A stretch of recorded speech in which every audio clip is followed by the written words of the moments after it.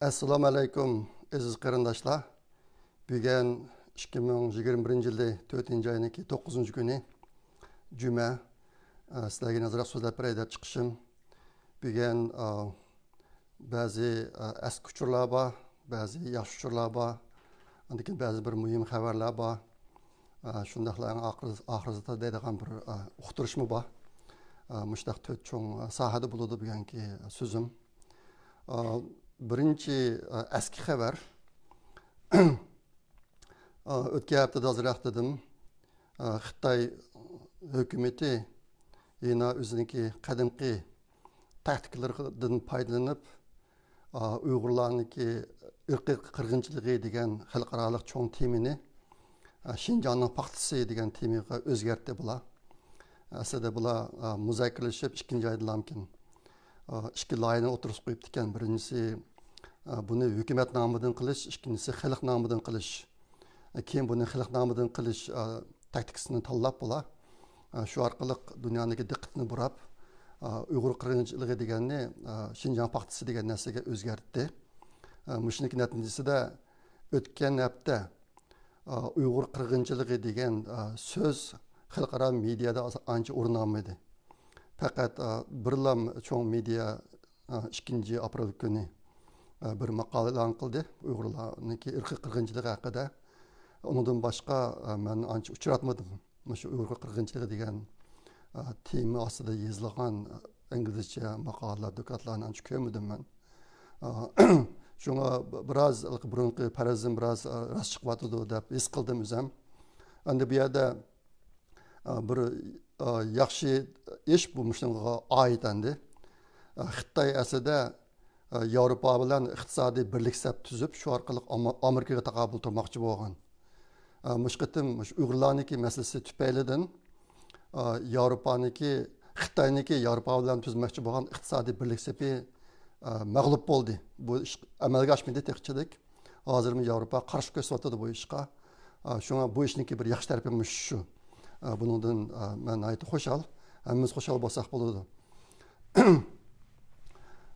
İkinci eski xabar 31 Mart günü İran'daki Beijing'de turuşluq baş elçisi Ürümchiga berib ziyoratda bo'libdi. İran'daki baş elçisi ziyoratga berib, yani qaytib kelgandan keyin Twitter'larga bir narsani yozib, Xitoyni maqtab, o'sha bir narsani chiqaribdi. Onunki degan gapi, men Ürümchida nihoyatda go'zal ve taraqqi bir shaharni ko'rdim. Bu shahardagi nurg'un narsalar madaniy simvollar biznikiga bilan o'xshashgan degan gaplarni deb ish qilib, bu yerda hech qanday Uyg'ur masalasida Xitoyni ayblash unday qat'iy yo'q. Aksincha Xitoyni maqtash bor. Mushtaq bir ish bo'ldi. Endi musulmon ellardan bizga kelayotgan pozitsiyani hamiz ko'p turyapmiz. Bu shuning yana davomlashishi. Bugünkidek kunlarda mushtaq bo'lish odamni bak echindirdi. Bu odam Ürümchidagi Uyg'urcha soz do'konlarga kiribdi. Buni hamiz Xitoylar ulashtirgan gap. Ürümchidagi bozorlarga beribdi. Hatto Ürümchidagi bir masjidga kiribdi, namozini o'qibdi. Ashta qilib maqtanib maqtab qaytib kelibdi u yerdan. Xabaringlarda bor, hozir İran Xitoy bilan yiqilishib ketdi. Yaqında Xitoy bilan 25 yillik iqtisodiy hamkorlik kelishimi tuzdi bular. Ashta bo'lg'achqa İran hozir Xitoyniki eng yaqin do'stlaridan birisiga aylandi. Bir musulmon davlat. Andan keyin Uyg'urlar to'liq biroz yaqamaydi. Üçüncü eski uchur Malayziyaniki tashqi ishlar ministri yaqında Xitoyga ziyoratga berib, uni oxirlashtirdi. 1 aprel kunisi oxirlashtirdi. Oxirlashtirib bunun ismi Isamuddin Husayn ekan, Isamuddin Husayn. Bu adam Xitoyniki tashqi ishlar ministri Wang Yi bilan ko'rishgan chaqda Wang Yi'ni sen mangu meniki cho'ng akam deb atadi bu. Elder brother deb. Buni dastlabda inglizcha deb, keyin xitoychami logo deb, xitoychami debdi. Shunchalik sharmanda. Malayziyaniki tashqi ishlar ministri Wang Yi'ni ishlatyapti. Ваңа ендікі қандай Қытай келгеніміз біліміз. Бұны му адам көсе чыдығысыз. Бұл мұсылман әлдердің қуатқан іштері үшінші чыдығысыз. Ма бір ішімі болды. Шоңы мәсләгетлік епқейдедім. Бұл адам өзініңке вәтінен қайтып болған декен қаршы тарапныңке бір қысым тәнқітіге ұжымға ұшырап azırak işlamı boldu şu Malayziyanın üzüde. Lekin endi Tashqi ishlar ministri degan gap bir davlatniki nihoyatda yuqori o'rinda turadigan rahbari ashtaq bir odamniki Beijingga berib Xitoy bilan kurashgan vaqtida Uyg'urlarniki masalasini qattiq tilga olmasligi, aksicha Xitoy jallodni saminiki cho'ng akam deyishi odamni intan echindirdi. Bu dunyo ajoyib o'zgarib ketdi hozir. Ishqilib men yaqin shunchalik tas meniki mana program ishlashim bak tas men hozir. Qandaqdir bu biz bildigan dunyo yo'qolib ketgandeklar bir xil ahvolga uchratyman men shaxsan. Sizlar qandaqsizlarki o'qimayman. To'rtinchi yomon uchur yaqinda Amerika o'ziniki Yevropadagi boshqa birleşip devletleri bilen birleşip kelar yılda Xitoyda ochiladigan qishliq olimpik musobaqasini boykot qildi ekan degan gaplar bo'lgan.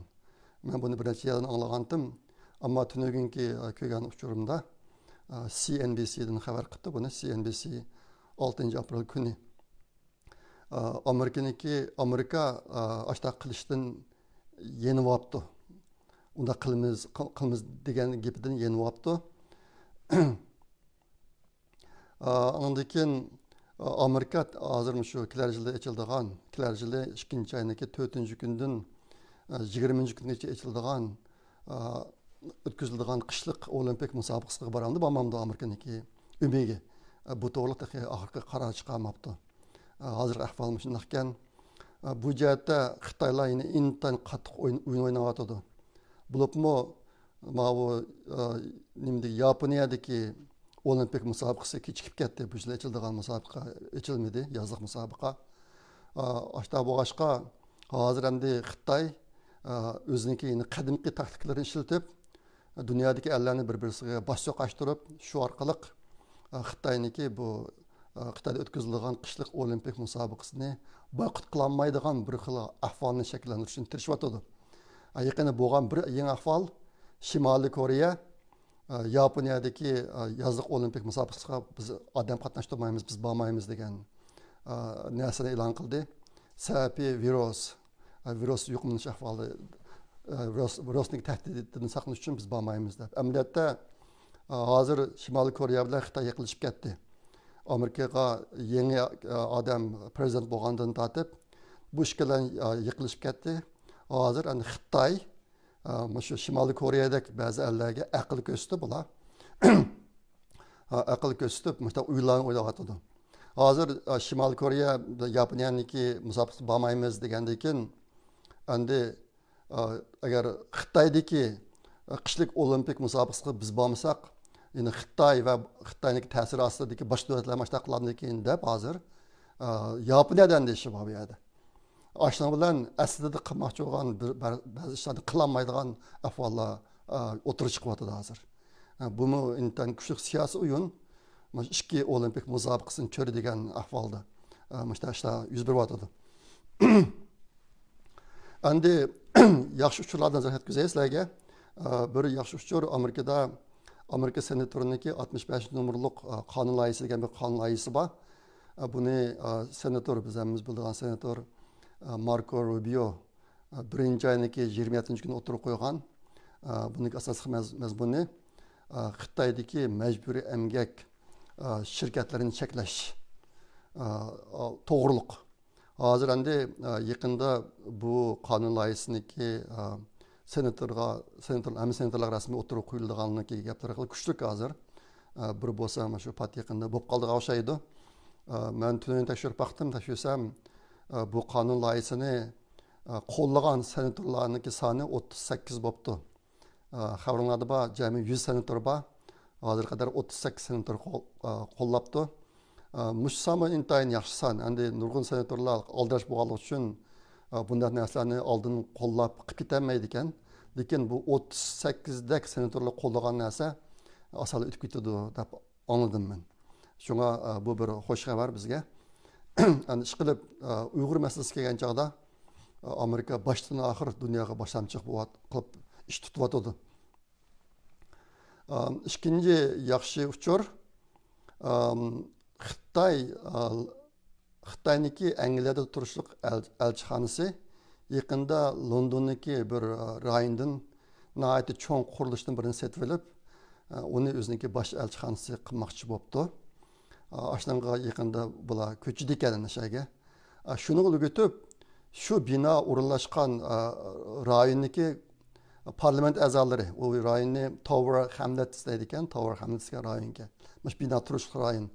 Shu yerdagi parlament a'zolari bir qaror olib, shu Xitoy elchixonasi binosi o'rinlashgan o'rindagi necha ko'chalarga Xitoyga qarshi ismlarni qo'yishni qaror qildi. Masalan, hozir ular qaror qilgan ismlar ichida Tiananmen maydoni bor ekan, Uyg'ur soti degan gap bor ekan. Uyg'ur sotini bilasizlar.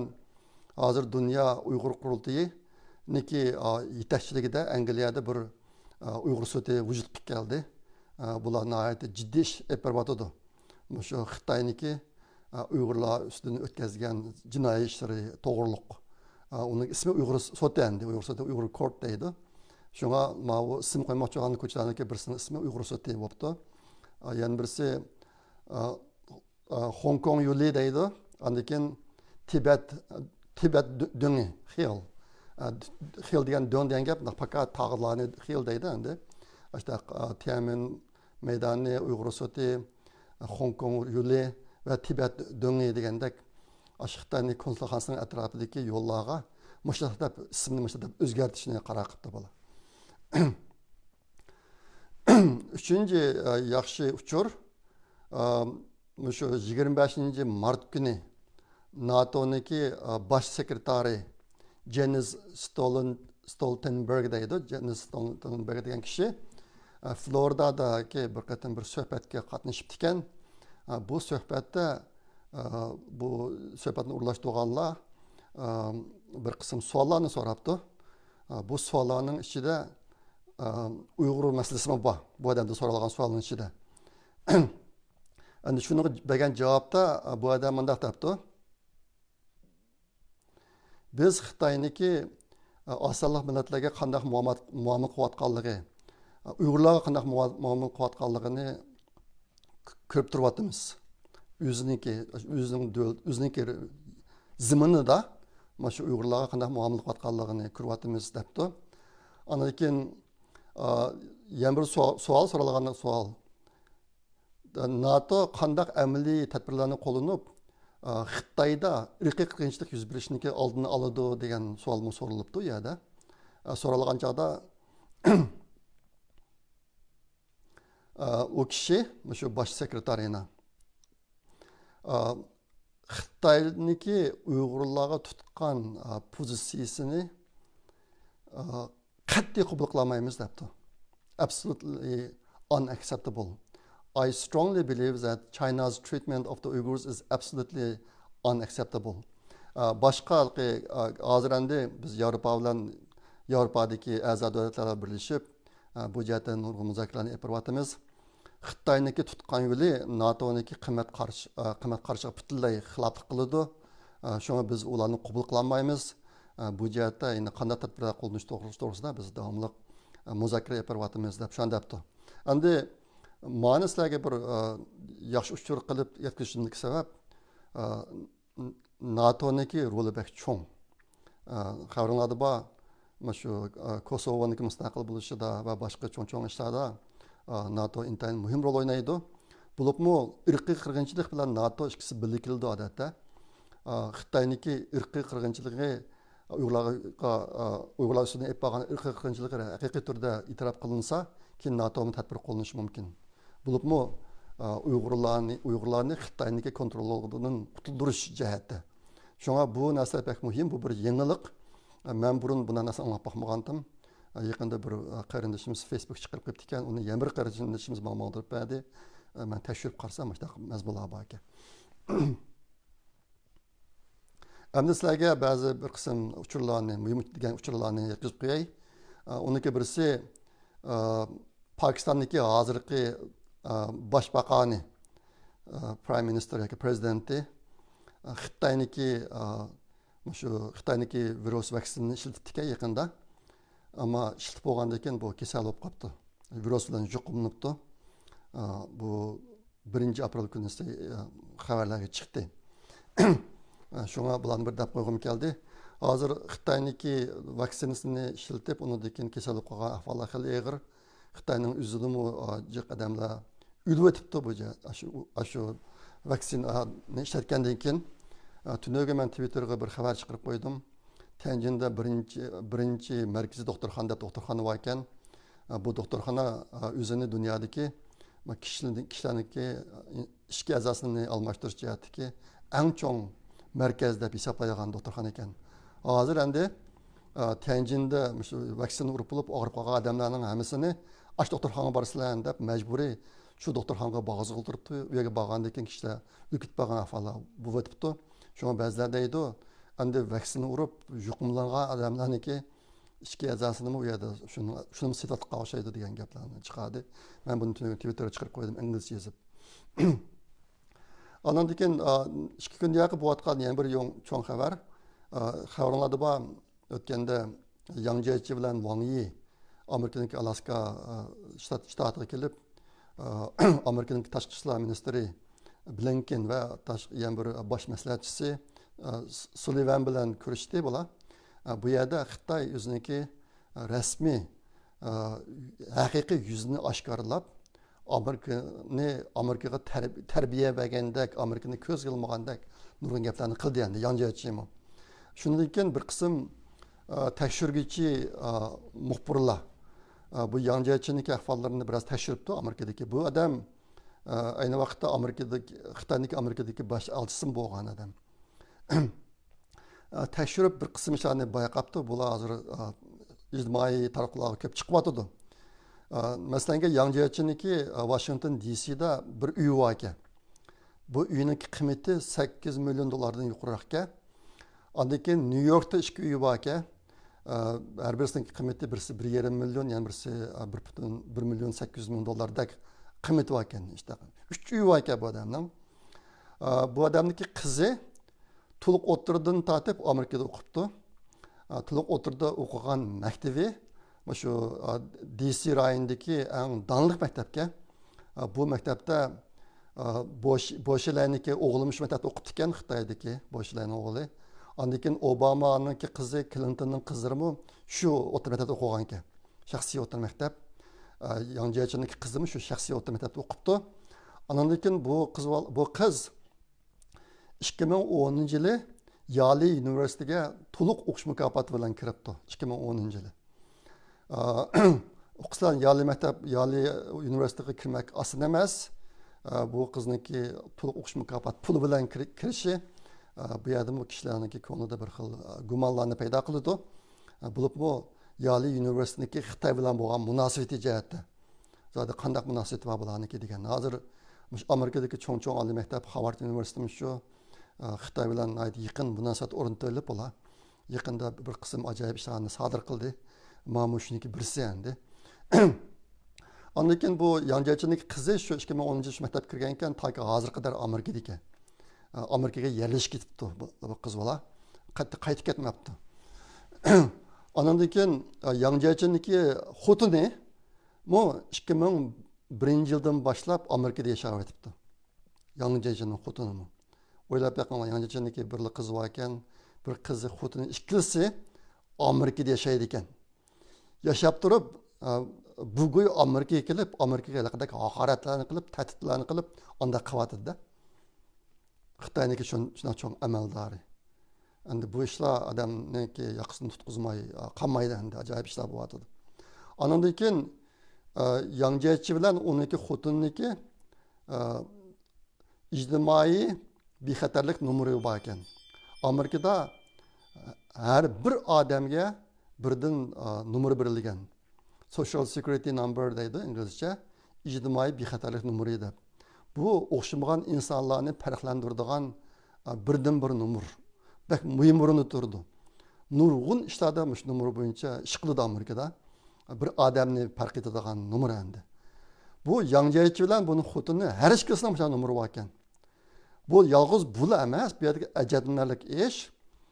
Bu ikkisiniki numara birdan bir numara bo'lmay, bu o'xshash numarani boshqalarga ishlatayotgan ekan, ishlatgan ekan. Yangjaychiniki ishlatayotgan numara 1975-yil, 76-yilda o'lib ketgan bir Amerikalikniki numara ekan bu.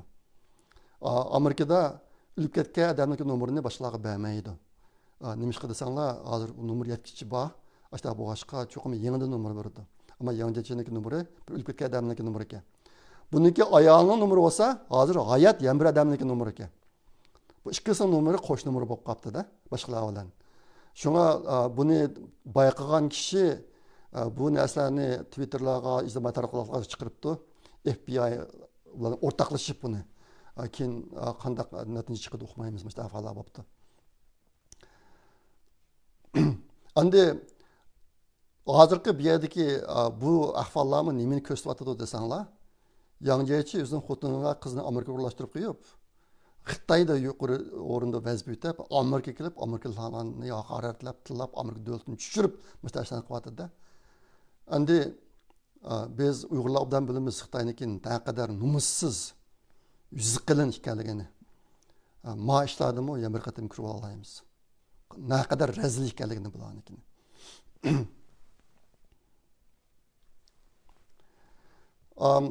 Anda yaqindagi yana bir chiqayotgan xabar ushur hozir Shanxayniki Xinjianglashishi degan bir gap o'tirib chiqdi. Shanxayniki Xinjianglashishi. Bu nima desanglar? Xitoy hukumatı bizniki vatanda qo'llangan nurg'un tadbirlar, bexatar tadbirlarni hozir Shanxayda qo'llanishga boshlayotdi. Buniki bir eng chong bir turi buniki. Shanxayga ish bajargildi kelgan kishilar chuqum 24 soat ichida sachi o'rniga berib o'zini tizimlatish kerak. Sirtdan kelganlar. Mushtabir ishni yo'l qo'yibdi. Hozir undan boshqa yana odamlarni kuzatadigan kameralarni o'rnatish bu jihatlarda bizning vatanda natijani oldi bo'lgan ishlar Shanxaydan bo'g'il turibdi. Shuning bilan kishilar buni hozir Shanxayniki Xinjianglashishi deb atadi. Bu ishniki endi Xitoy Sharqiy Turkistonni bir tajriba o'rni qilib, o'ziniki butun bexatarlik tadbirlarini u yerda sinab, anakin Xitoy davlatiniki hamma yerga buni kengaytmoqchimi yoki Shanxayda bu ishni boshlashida Xitoyniki Tayvan bilan urush qilish tayyorlig'iniki bir qismi bu uqilolmaydi. Ishqilib bu ishni hozir Shanxaydan boshlabdi, ashta bir ish yuz bergil turibdi. Hozir Xitoyniki yangi qilayotgan yana bir ishi bu Xitoy Birlik ishlar ministri qilayotgan ish. Xabarlarda bor, Kunzi instituti dunyo bo'yicha mag'lub bo'ldi. Hozir dunyodagi nurg'un allar va oliy maktablar bu Kunzi institutiniki nima ekanligini bayqab, ularni to'xtatish tadbirlarini qo'llanayotdi. Ashta bu boshqa Xitoyniki Birlik ishlar ministri yaqinda yana bir yangi tadbirni o'ylab chiqibdi. U nima desanglar, Budizm dinini kengaytirish. Kunzi institutining o'rniga Budizm dinini qo'yish. Shu orqali boshqa davlatlarga, bo'libmi Osiyodagi davlatlarga ta'sir ko'rsatish bir tadbirni chiqaribdi hozir. Chiqarib, mushtaq maxsus Budizmni tadqiq qiladigan ba'zi tadqiqot o'rinlari bekitilibdi. Bu qandaqdir Xitoyniki dinga qaytgan emas.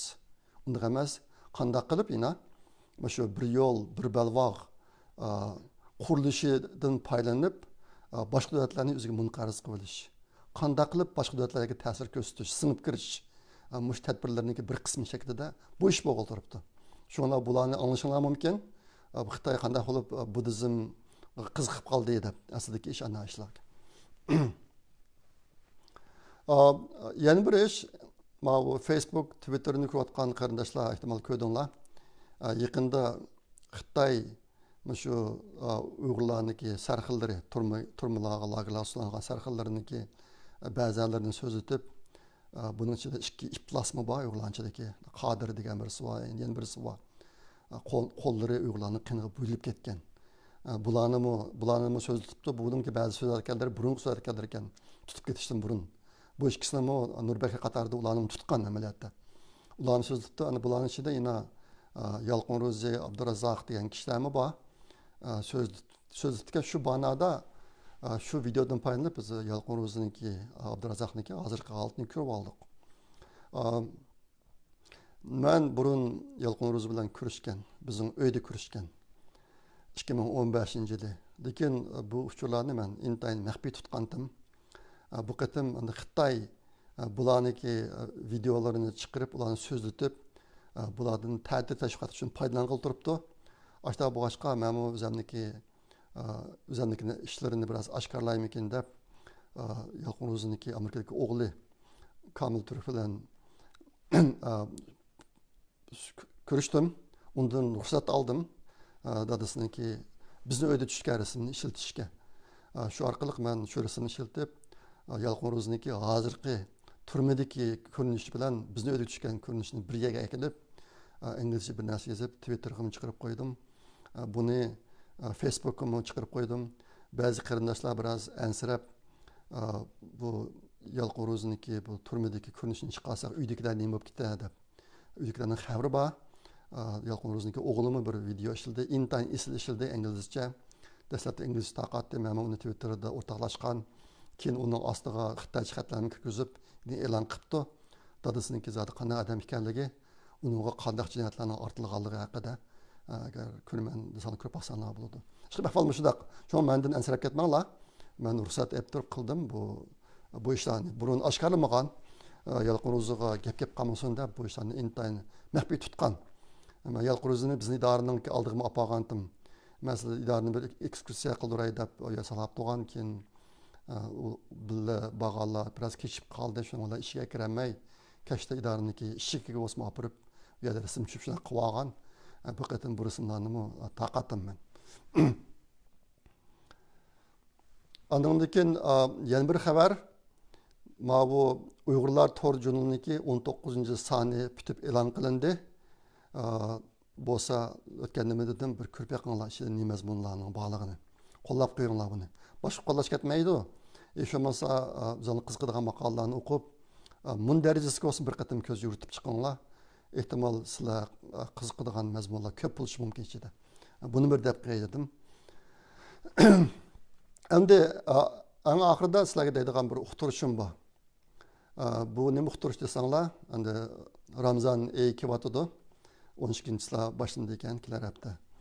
Başlandı ekan, biz shu munosabat bilan Uyg'ur Project Fondidan bir iyani to'plash ishini yapmoqchi. Men bu vaqtda sizlarga tushuncha berman. Bumi bir nishonliq iyani to'plash. Turkiyadagi Uyg'ur fondi bir o'qish mukofot puli ta'sis qilgan. Hozir qadar 2020-yili 7 o'quvchiga o'qish mukofoti berib kelgan ular.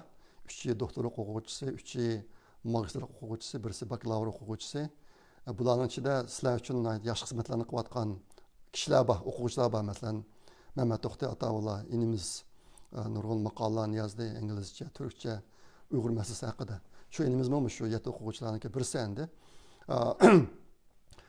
Bularniki burun shu g'arblik manbalardan ochmish pul olib ekan bu o'qish mukofoti uchun. Lekin 2021-yili buni hal qilinmabdi. Shu virus sababidan hozir bir qism imkoniyatlar yo'q bo'lib ketib, hal qilinmabdi.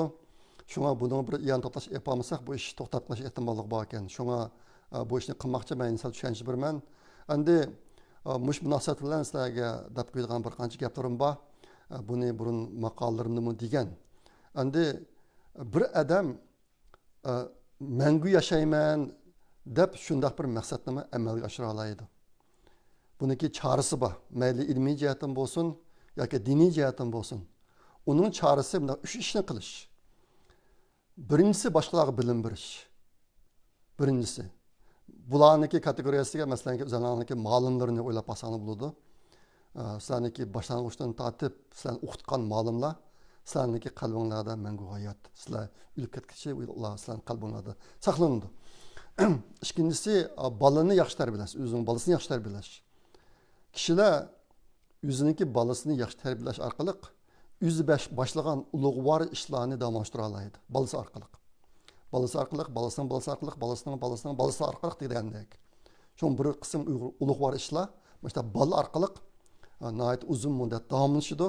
Shunga garchi u kishi allaqachon o'lib ketgan bo'lsa-mu, 100 yil, 200, 300 yil degandek. O kishiniki qilgan ulug'vor ishlari davomlashadi. Shunga bu ikkinchi amal. Üçüncü amal sahavat işleri. Bunu ben burun sizlarga ko'p degandim. Bulupmu birga bir maktab sap qo'yish, birga bir doktorxona salish degandek ishlar orqali mushtaq cho'ng sahavat Amerikada nurg'un tarix o'tgan boylar bor. Amerikadagi shu dangliq bir qism shu tomosha Amerikaga ziyorat qilib kelgan kishilarniki bordigan yerlarga borsanglar, amaliyotda shu joylarning hammasi burunqi bir boyniki uyi. Mesela Los Angeles'daki Pasadena şehrinde Huntington Library degan bir kütüphane var. Bu mu bir şahsınki üye aslında o netçe 10 yer o. Onun için nurgun bina var. Anakin dünyadaki bütün ösümlüklerindeki türleri boyunca yasalgan bağıcı var bunun içinde. Ben şuna köp adım bu yerge. Aşımı ameliyatta burunqi bir adamniki turalgı ceyi. Bu adamkin ölüp gittiği vaxtada pulniki az bir kısmını balası koyup qağaların hamısını hükümetke iyanı qıvatkenmiş. Bütün turalgı cayını ama şimdi bir kütüphane qıp işlettiğinler deb. Şuna hazır onun ismi Huntington şu binalarındaki ilgisiniki şu zimindeki ilgisiniki ismiyle koyulgan bu adam hazır mı xalqning qalbida hayat bo'lib ketyapti dendi. Demek bu üç işini qilish orqali insan o'ziniki mangu yashashini amalga oshira oladi. Shunga bu gaplarındaki deyişimdeki sebep bu üç işinki birisi sahavat işleri. Şuna bu sahavat işinki ahmiyeti bek yuqori. Albatta men degan bu üç saha dindim o'xshash, pandim o'xshash. Her ikki taraf e'tirof qiladigan ishlar. Şuna bu bek muhim. Endi hozir xabaringlarda bor. Uyg'urlar intayin eg'ir kunga qoldik. İntayin eg'ir kunga qoldik. Nima abatimi deb o'tdim. Hozir xalqaro niki Xitoy qaratgan besimi intayin kuchaydi. Lekin Xitoyniki Uyg'urlarni yo'qotish yo'lida olgan qadami intayin kuchaydi hozir. Hozir qadar qo'llangan xalqaro tadbirlarning hech qaysisi Xitoyga ishigani yo'q. Ashta bo'g'ashqa bizning ishimiz qachonlar hal bo'ladi? Hal bo'lsa qanday shaklda hal bo'ladi? Bizning nufsimiz, bizniki Uyg'urluq narsalarimiz yine qanchalik qilib qoladi? Bizning ishimiz hal bo'lgancha da bunu bilmaymiz. Shunday bo'lganligi uchun bizniki hozir qiladigan eng muhim ishlarimizning birisi kelgusi avlodlarga mablag' solish. Bu bizning qo'limizdan keladigan ishlar. Shunga bu nuqtani barliq qarindoshlarniki tunib yetishini umid qilaman. Oldingi yillari men bu yerlarda Ramazon oyida zakat to'plagan ishlarniki bo'lganligini ko'rgandim. Nurg'un pullarni to'plandi. Mening bilishimcha o pullar asosan Turkiyadagi qiyinchilik va qarindoshlarga shu qo'y go'shti yeb yeyishsin yoki yemaklik narsalarning bir qism qiyinchilik qilsin degandek yetimlarga degandek yig'ilgan. Endi zakatmi saxovat ishlariniki bir turi. İyan toplashma ham shundoq. Endi bizningki hozirgidek ahvolimizda agar shu mush ishqa bir qism pulini atayotgan qarindoshlarniki mushaqdami obdaroq o'ylanib beqishini umid qilaman. Meniki bilishimda bu Ramazon oyida Turkiyadagi qarindoshlarning kuni xil yaxshi bo'ldi ekan. Endi Turkiyadami Turklardami ko'p odamlar yordam qildi ekan. Shunga bo'lsa, shu o'zimizning atagan ko'nglini hozirgi eng ehtiyojli ishlatgan bo'lsak. Bazı meniki do'stlarim depadi bu shu Ramazon oyi Qurban oyiti shu vaqtlarda Turkiyadagi Uyg'urlarning o'ylari xili go'shtlarga to'shib ketadi deb. Ayt xo'sh bo'ldim. Men yangi go'sht yapmoqqa uzun bo'lib ketdi. Nurg'un yillar bo'lib ketdi. Amerikada alaqada qurbonlik qilgan, yo'q qilgan imkoniyatimiz ancha yo'q. Men burun qolgan. Ama har qatim bir qo'yni qurbonlik uchun o'ltirib aklash uchun bir kun vaqtim ketib, birisi yaqin emas bizga. Jiroq aniq rasmiyatlar bor. Aşağı berip o bu qıp boğuçilik bir gün vaqtim ketip, intayin vaqtqa qanım ağrıp ketdi. Aşağı boğaçqa keyinçe endi boldu bu yen göç yemesem yemey, bu vaqtni başqa işlarga işiltay degan yolunu tanlap aşağı yaşap ketyapman hemen. Endi mushu munosabat bilan sizlarga deb qo'yadigan yana bir gapim bor. Uni desanglar, qizil go'shtni ko'payib ketish insonlarniki badaniga pek foydali emas. Bu jihatni izlab beqinglar. Men izlangan meniki bir maqolami bor. Dunyodagi eng uzun umr ko'radigan 7 joy deb. 7 joyni deb berganman. Bir maqolam bor işte deb. Andaki şu 7 joy bunun ichida bizniki vatan yo'q. Nima qilsanglar u yerga bir tekshirib baqa odamlar yo'q. Amaliyotda bizim vatandagi Uyg'urlarmi burun eng uzun umr ko'radigan millatlarniki birisi bilibmi? Shu O'rta Osiyoda. Ashtaxta lekin u yerga bir tadqiqot odamlar bo'lmag'achqa bunun ichiga Uyg'urlar kirmagan. Boshqalar kirgan Amerikada 2 joy bor. Mening farazimcha Yaponiyada 2, andaki Fransiya yo'q, boshqa yerlar bor. Endi bu kishilarniki o'rib odatda nima yeydi kuniga degan narsam shu maqolamda bor. Bizniki yashimiz cho'ng bo'lishga erishib, men bu jihatda izlangan. Ish qilib go'shtni ko'p, qizil go'sht degan vaqtimizda qo'y go'shti va kala go'shti. Ko'p yeyish badanga ziyonliq. Shuni kontrol qilish kerak buni. Bizniki uyda o'zimizga bir qoida chiqarib olgan. U nima desanglar, haftaligida biz qizil go'sht yemaymiz, qo'y go'shti, kala go'shti yemaymiz, qat'iy lamkin.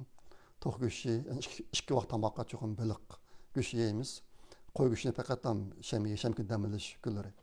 Endi bunga %100 amal qilib ketmasakmi, asosiyat amal qilamiz. Shunga shu Ramazon hayit munosabati bilan o'ylarga go'sht chiqish qilib ketib, go'shtlarni jiqib olgan qarindoshlar asal bu jihatda biroz iznib baqsanglar bo'ladi, o'ylab baqsanglar bo'ladi. Endi bu gaplarni men deyishimda boshqaroq sabab bor. Ehtimol sizlar anladinglar. Dalai Lama'niki bir alayda qo'shini bor. Hindistonda. Ayni vaqtda ularni bir cho'ng iqtisodiy qiyinchilik uchrab, qo'shinni saqlab qololmaydigan darajaga kelib qolgan vaqtida Dalai Lama bir chaqiriq chiqarib, bütün askarlarni, bütün Tibetliklarni 3 vaqt tamoq yemay, 2 vaqt tamoq yenglar deb 2 vaqt tamoq yeyishni yo'l qo'yibdi ekan. Ashundaq og'ir krizisga duch kelgan chog'da mushtaq tadbirlarni qo'llanibdi ekan. Hozir Uyg'urlar duch kelganda krizisga duch kelgan millatlar ancha ko'p emas dunyo bo'yicha. Biz intayin og'ir krizisga duch keldik. Mushundaq bo'lg'achqa bizmi go'shtni burunqidan ozroq yeb, qo'limizda bor narsalarni kelgusidagi alvatlar uchun mablag' qilib solsak. Meniki gaplardan chiqarishimdagi yemirsa shu. Bu bir intayin muhim masala. Buni bir millat miqyosida o'ylaydigan masala. Biz hozir nima kunlarni ko'ryapmiz. Shunga bu jihatda men barliq qarindoshlarniki biroz o'ylanib ish qilishini umid qilaman. Meniki yana bir deydigan gapim bor. Bizniki bir qism qarindoshlarimiz faqat fatvo bo'yicha yashashga ko'nib qolgan. Bu ish meni davomli qiynaydi, har qatam o'ylasam qiynaydi. Nima desanglar, men diniy sohadimni izlandim. Hozir men to'xtamay izlanyapman. Bo'libmi Uyg'ur millati? Uyg'ur millati nima bo'lib bugungidek kun qilib qoldik? Zodi Uyg'ur millatiniki chiqish yo'li nada? Biz qanday yo'l tutishimiz kerak? Hozir nurg'un kishilar bor. Voy Alloh bor deb. Alloh haqiqatan bor. Lekin Allah'ın bab bo'lganligidan sizniki masalaningizniki hal bo'lganligidan darak bermaydi. Buningda pakt qarab boqaylik. Uyg'urlar islom madaniyatini vujudga keltirgili, saqlagili va taraqqiyotgili 1000 yil bo'ldi. Uyg'ur madaniyatini, Uyg'urlikni vujudga keltirgili, saqlagili va taraqqiyotgili 2000 yildan ortiq vaqt bo'lib qoldi. Ashundaq qilib yashab kelayotgan Uyg'ur millati Xitoyniki 5 yillik hujumidan keyin vayron bo'lib ketdik. Bundan keyin qancha narsa qiladi o'qimaymiz. Xitoy bir kafir. Xudoga ishonish u yoqda tutsin, Xudoni haqoratlaydigan bir millat.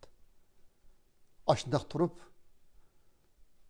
shu islom dinida yashayotgan Allohga cho'qinib, Allohga sodiq bo'lib yaşıgılı 1000 yıldan artık bo'lgan bir millet Xitoyning qo'lida 5 yildan vayron bo'lib ketdi. Bu ishlar Allah'nınki ishni qanday qildi xalqqa berib taqildigan savol. İş bu. Ben yaqında birerlerniki to'g'ri chiqqan narsani ko'rdim. Xitoy bizning dushmanimiz, Xitoy Allohning mu dushmani debdi. Ben sal o'ylanib qoldim. Bu nima degan gap? Düşman degan gap sizniki qat'iy ko'rgingiz yo'q, bil yashig'ingiz yo'q yoki imkoningiz bo'lsa, yo'q etishni xohlaydigan tarafni siz dushman deysiz. Bu Allah'niki dushmani degan gap qanday gap? Bu kishilarniki bu yerda bu gapni nima qilyapti desanglar, Xitoy Allohning dushmani, chuqumni o'ltirib bizni ozodlik chiqarib qo'ydi degandek bir mantiqiy turib qilayotgan gap ma'u. Agar Xitoy Allah o'ziniki dushmani bilan yashayotgan bo'lsa, Allah'niki o'zining dushmanini bir taraf qilishga qudrat yetmagandek narsalarni ifodalaydi bu yerda. Shunga bunday gaplarda intayin xatolik bor.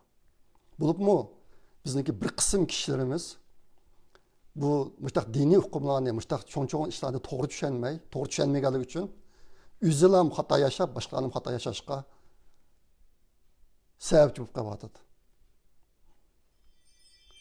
Uyg'ur millati 15. asrgacha intayin gullangan.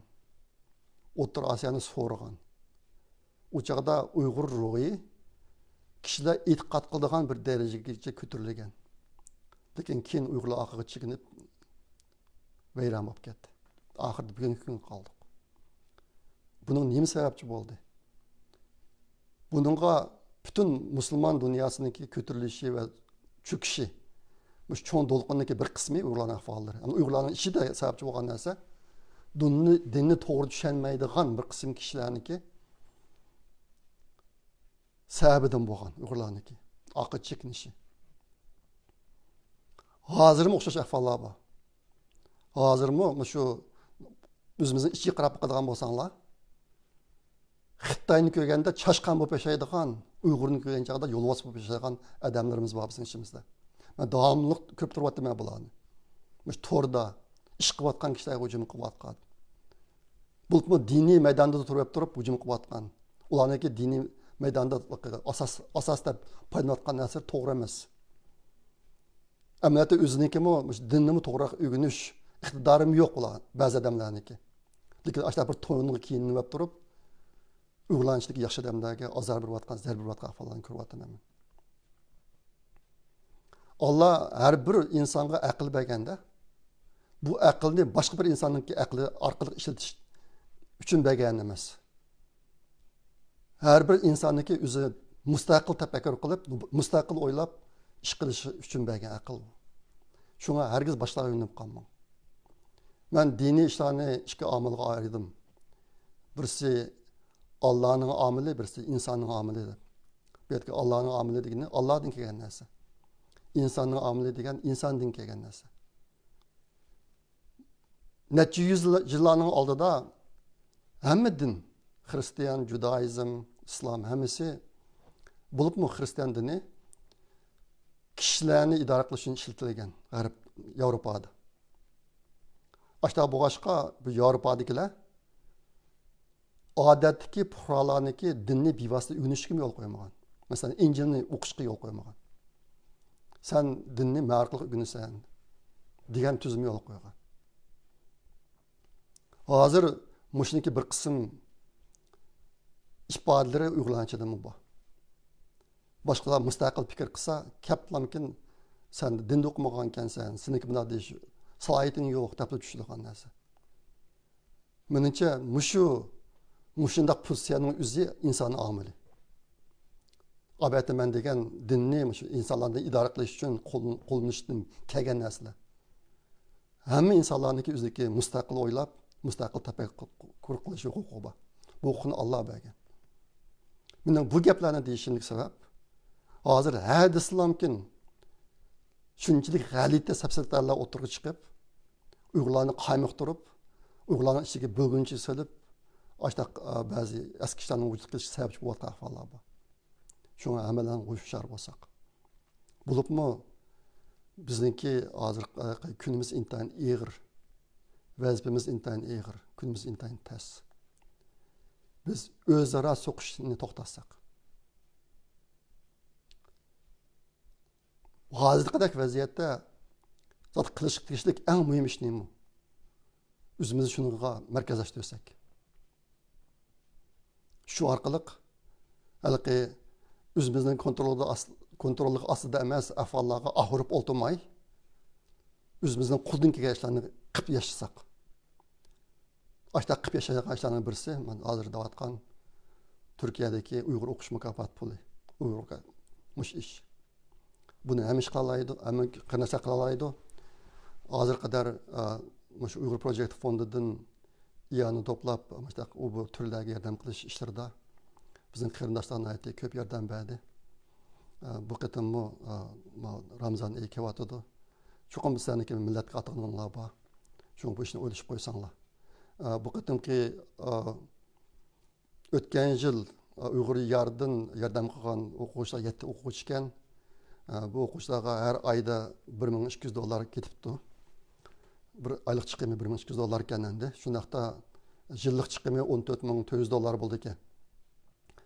Uyg'ur Project fondi bu qatimki bu yil Ramazon oyida Uyg'ur yari uchun $15000 yig'ib berishni nishonlab bu ishni yapmoqchi. Men o'qituvchini birgalarni chiqaraman Facebook'qa. Agar $15000 ko'p yig'ilsa, bu pul Uyg'ur Project fondiga kelib qoldi. Xabaringlarda bor, biz Nurg'ishan qilyapmiz. Shunga bu pullar hech qanday ketmaydi, hamma uyg'urlar uchun xashlandi. Bu jihatda xotirjam bo'lsanglar bo'ladi. Shunga gapimniki oxiridagi xulosasi zakat berish bilan iyona qilish har ikkisi saxovatniki turlari bu har ikkisi muhim. Bo'libmi bugungi kunda Uyg'urlar mushtaq saxovat ishini nega qilaman degan masalada bundan o'ylanish kerak. Bizningki kelgusimizda hech qanday bir kapolatga ega emas, qaysi kunga qolganligimiz to'g'riliq. Shunga bizning qilayotgan ishimiz keyingi avlodlarni yaxshi tarbiyalash. Bu jihatda O'rta Osiyoning ahvoli ancha aniq emas. Qolgan taraqqiga alladagi Uyg'urlar obdan qilyotidi, bolalarini yaxshi tarbiyalashda intayin esli ishlarni qilyotidi. Turkiyada biroz masala ig'ir hozir qadar. Turkiyada bizning nüfusumuzning eng ko'p bo'lganiga qaramay, O'rta Osiyoning boshqa yerlarida birlashish turgan chaqda shu odamlarniki bizningki Uyg'ur bolalarining tarbiyalashi hatto ig'ir masala bor. Buni butun dunyodagi Uyg'urlar bir cho'ng qurilish qilib tutish kerak. Bundan keyin Turkiyadami Uyg'urlardan parlament a'zolari chiqsin. Boshqa cho'ng shahar boshliqlari chiqsin. Ashta qilsak Turkiyadagi Uyg'urlarning kuni yaxshi bo'ladi hamda bundan keyin millatniki taqdiri uchun yaxshi bo'ladi. Shunga bu turbak muhim. Buni men sizlarga qancha ta'kidlasam oz qiladi. Bugun mushunchalik dilay. Obiyadan bir gapni deb qo'ydim. Allohniki ish qilish usuli deb. Biz hozir mana eg'ir kunga qolganligimiz Xitoyning qo'lida. 1000 yillik, 2000 yillik barpo qilgan narsamizniki Xitoyning qo'lida 5 yildan keyin vayron bo'lib ketganligi. Mush masala tufaylidan men bu to'g'ri o'ylanyapman. Allohniki ish qilish usulini yüz tushunish mumkin emas. Lekin bir qismini tushungan bo'ladi. Bir qismini tarixdagi ahvollarni yakunlash va atrofimizda yuz berayotgan ahvollarni kuzatish, tahlil qilish, tadqiq qilish orqali belgilab bo'ladi. Men yaqinda Yamir Lisiyani anladim. Allah yaxshi amal qilganlarni yaxshilik bilan, yomon amal qilganlarni yomonlik bilan bir taraf qiladi degandek bir gapni anladim. Men bu to'g'ri burunmi degan. Men butun insoniyatniki tarixini xulosalagan bir kitobni o'qiyapman. Burun o'qigan, sizlarga tapadim. Mush maslahati. Buni Amerikadagi bir prezident medaliga erishgan bir odam yozgan kitob. U odam xulosalab deydikin, insonlarning hozir qadar xotirlangan tarixini tadqiq qilgan bo'lsak, yaxshi amal qilganlar yaxshilikka erishadi, yomon amal qilganlar yomonlikka erishadi, jazoga uchraydi degan narsani isbotlaydigan isbot yo'q deydi. Bu narsalar biroz Bundaq aniq chekchirisi yo'q. Amaliyotda yaxshi amal qilib yashagan insonlarningmi yomonlikqa uchrash nisbati bilan yaxshilikqa uchrash nisbati 50-50 yaqin keladi deydi. Bu yerda demoqchi bo'lganim ikki cho'ng masala bor. Birinchisi Uyg'urlar yaxshi amal qilib yashagan insonlarga tabi'mi emasmi? Bu birinchi masala. Men abadan dedim biz islom dinida yashayotganli 1000 yildan oshdi. Biz zodi yaxshi amal qilib yashagan insonlarga kirimizmi, kirmaymizmi? Ikkinchisi biz chuqum Allohniki yaxshilikka erishib bizning masalalarimiz hal bo'lib ketamdi. Bular aniq emas. Ma gaplarni deyishimga sabab biz umidning hammasini Allohga bog'lab qo'yib o'ltirsak bo'lmaydi. Ashta qilsak intayin cho'ng xatolik bu. Agar boshqalar sizga ashta desa ishonmang u gapga. Biz har birimiz Alloh bizga bergan aql, kuch, iqtidor mush narsadan foydalanib o'zimizning millatni qutqizish yo'lida bir kishilik his qo'shishimiz kerak. Buni hammamiz qila olamiz. Men bu bir cho'ng masala. Bundan keyin yana bu shaxta bir narsa qilan tavritish mumkin. Shundoq taratgan bor, lekin shu yaqin yoqi meni ko'pincha vaqtim shu inglizcha Uyg'urlarniki ahvolini dunyoga anglatish mashiyatga baraq ketyapti. Ondan keyin Uyg'ur Project Fondi, Uyg'ur axborot markazi ishlari bor. Yana men o'z oldiga ayrim masala so'ragan qarindoshlar bor. Ashta boshqa shundoq tirishsammi o'tirib qaram taratadigan vaqt chiqaramayapman. Ammo kitob o'qiyapman men. Xudoyim buyursa keyinchini qalam tavritaman bu vaqtda. Bo'ladi.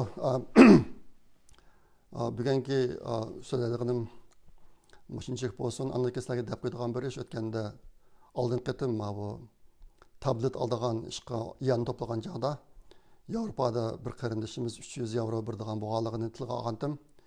Bu pul degan Turkiyadagi Uyg'ur yorig'ining qo'liga tegdi. O qarindoshimizga chin ko'nglimdan rahmat aytaman.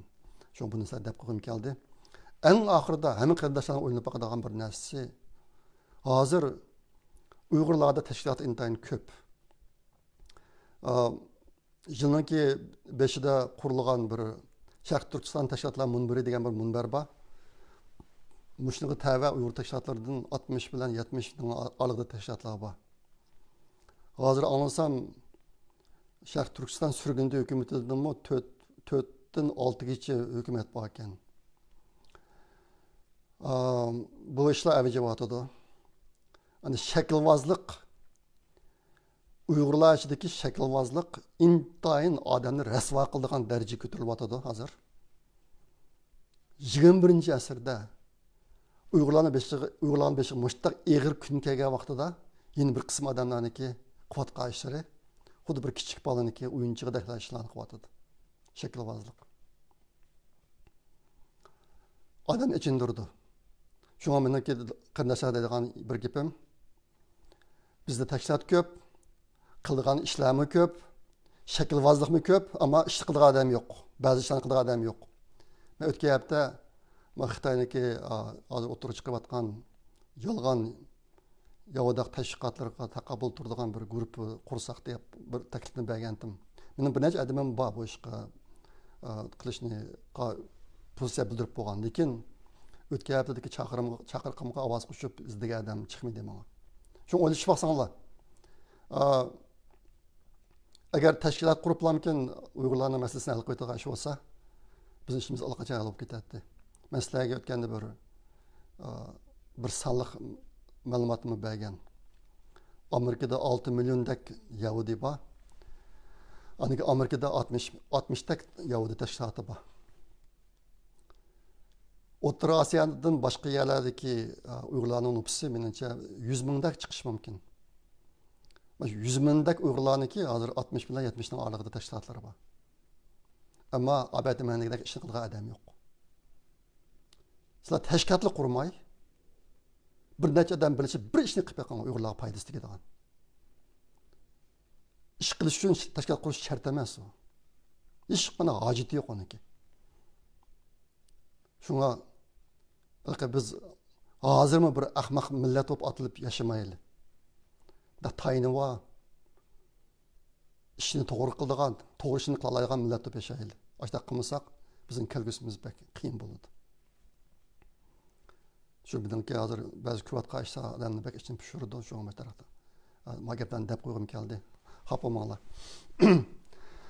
Maqlamsa, men bu yan to'plashninki uqtirishini bilgan chiqiraman Facebook'qa. Bo'lsa, shunga bir kishilik yaz qo'shib qo'ysanglar. Maqlamsa, xayr xo'sh, Allohga omonat, kilar ko'rishishlik omon bo'linglar.